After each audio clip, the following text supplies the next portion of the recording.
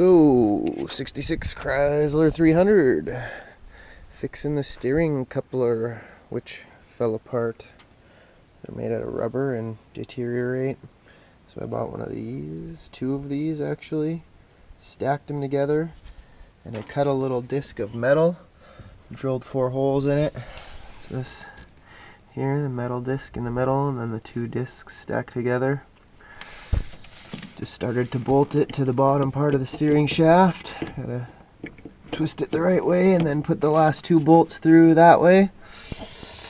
Loctite everything real nice, and that should be a decent solution.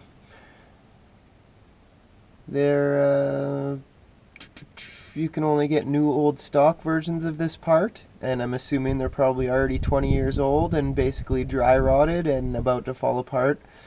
And that's what happened to me. I was driving and it just like fell apart, and the steering just did nothing for like almost 3/4 of a turn.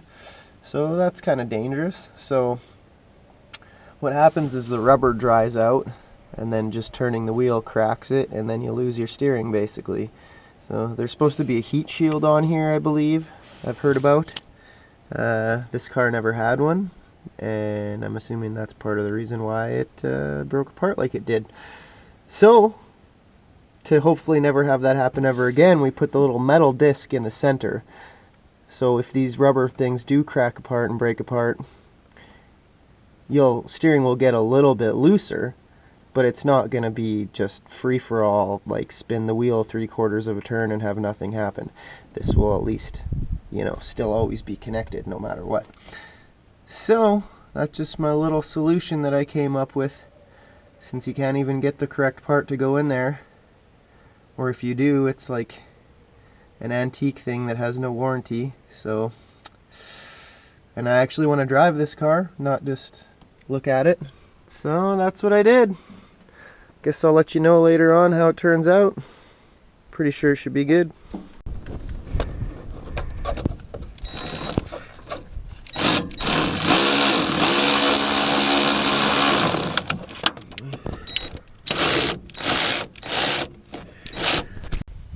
There it is with the makeshift heat shield on there. That should work. Can still kind of observe it from there. Yeah.